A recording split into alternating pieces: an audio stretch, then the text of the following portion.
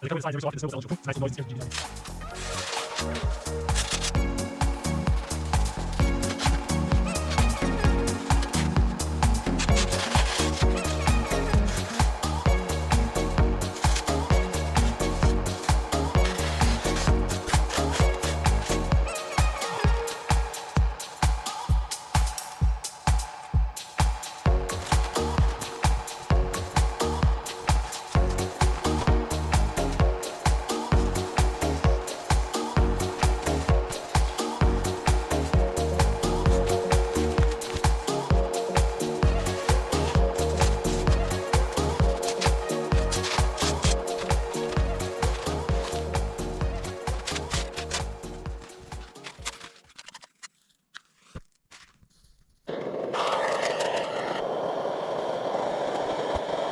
This is a pretty cozy little shelter.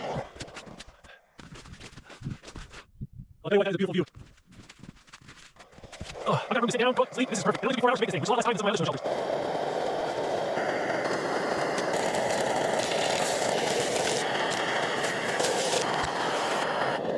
Oh, they smell so good.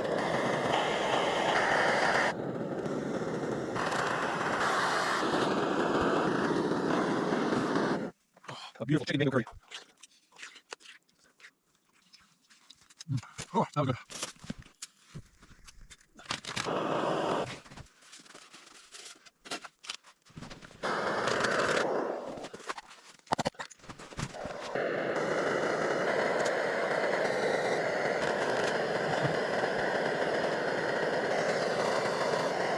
Check for leaks and put the hot water bottle in my sleeping bag. Get all nice and toasty. I'll tell you what, this is just one of the best snow shelters I've ever made. There's a couple key features that are really important to keeping you warm. First off, you don't want your sleeping area to be the lowest point in the shelter. The cold air tends to collect at the bottom. Another thing is you want to make sure your snow shelter has lots of corners. You don't want to allow the wind to blow straight into your snow shelter. Additionally, when you do have a corner, make a little extra room so when the wind comes down, it goes past the door instead of being funneled into the door. Likewise, on this end, I've got 2 entrances so that if the wind blows crosswise, the wind continues through the shelter instead of getting funneled down into the shelter. But I'm gonna get a chance to really test the shelter out. It's supposed to be a pretty good snowstorm tonight. We'll see what happens. Looks like I had some soot on my face. The snow here is really soft. Hopefully it'll freeze really good tonight. Then my stairs won't fall apart. The type and quality of the snow really affects how much energy it takes to build one of these shelters. This was really easy stuff to work with, so things went really fast. I moved a lot of snow in just 4 hours.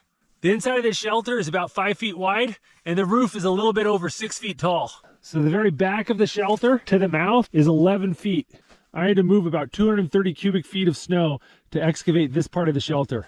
So at the bottom of the entrance to the top of the snow berm, it's a little over 10 feet deep, but the original surface of the snow was about 8.5 feet deep. The distance from here at the top of the stairs to the back of that wall is about 17 feet. Plus there's this little bit I excavated right here. So my rough estimate is that I had to move about 423 cubic feet of snow to build this shelter. A little over 15.5 cubic yards. That's the max capacity of a commercial dump truck. I earned my hot chocolate tonight.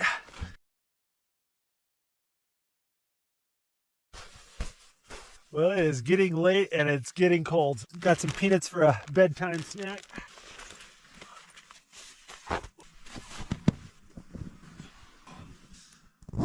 Well, it's getting late, so I'm gonna go ahead and eat some peanuts and listen to an audiobook and go to bed. But tomorrow I'm gonna do something interesting. I'm gonna see what it takes to make this tunnel collapse. I know a lot of people have wondered whether or not these snow caves will fall down on you. And honestly, I don't know. We'll test that out tomorrow. Oh, good morning. Oh, I'm nice and warm. I gotta get up and make some breakfast. Oh, look at this. Got a lot of snow last night. Oh yeah, that's gotta be at least a foot. Consequently, the roof is sagged a little bit. It's about an inch or two shorter. I'm having to hunch over a lot more than I did last night. Snow caves will actually do that. They'll sag quite a bit over time. If you're going to use them for more than one day, often you have to re-dig out the roof. If you're a bit claustrophobic, it can make it hard to sleep at night knowing that the roof is slowly sagging over your face. All right, let's see if I get my pants on. Oh, my pants are frozen.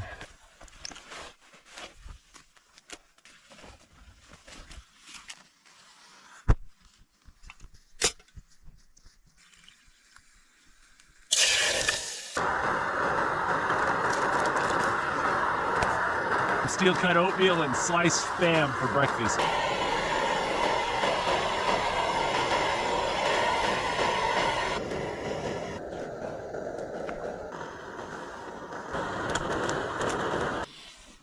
All right, the steel cut oatmeal is so good. Got some butter in there, brown sugar, raisins, a little hot spam to go with it.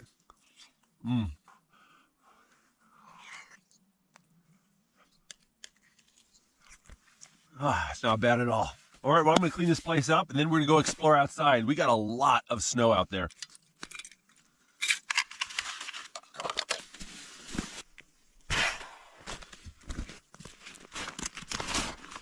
All right, let's go see what it's like outside.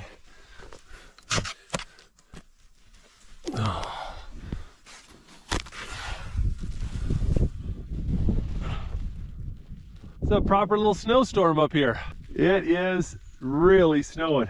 All of this fresh snow is going to make the avalanche danger go through the roof. Luckily, we're not in any avalanche zones, so we'll be okay. Above the ceiling right here, the snow's pretty thick, but yesterday I could see light shining through in that corner of the cave, which means there's less than 2 feet of snow between the ceiling and the surface of the snow. You can kind of see what I mean right here. There's this blue color. That's light shining through the snow right here. You can see that's about 2 feet of snow. So I'm really curious to see whether this roof can stand up to 200 pounds of me jumping up and down on it.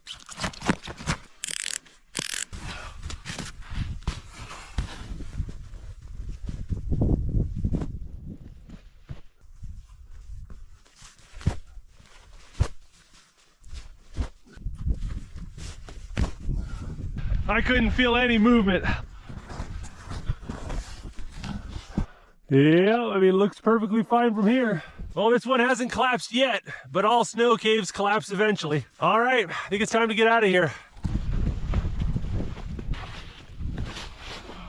Oh, look how deep this snow is. Even with my snowshoes, it's going up to my kneecap. It's probably 2.5 feet of fresh snow since yesterday. I got a sneaky suspicion that my car might be very stuck when I find it.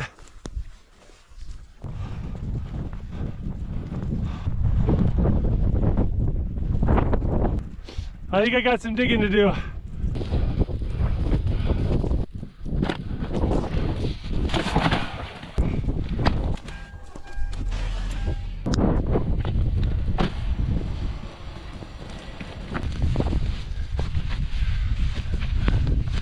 Yeah, we got a good solid 2 feet of snow. I've got about 100 yards of unplowed road to go. That's gonna be tricky.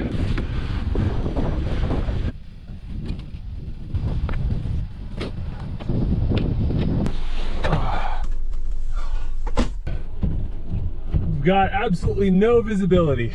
Don't need visibility unless we can drive somewhere.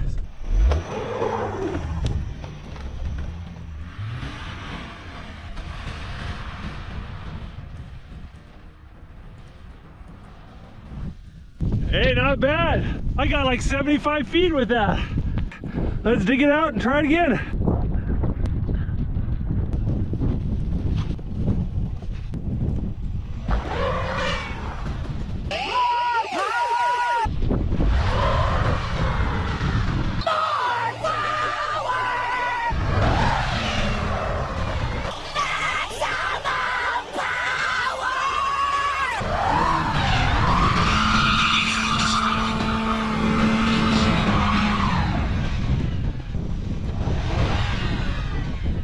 So I'm gonna take my snowshoes and beat a path to the plowed road. Oh, that's a long way to go.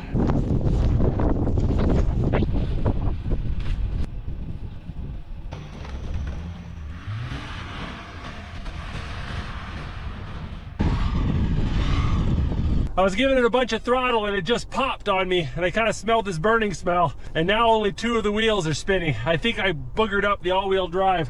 Got a gentleman in a big 4x4 pickup who might be able to help get me out.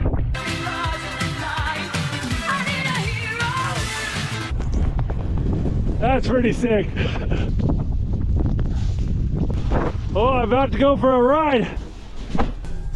Oh, we're doing it.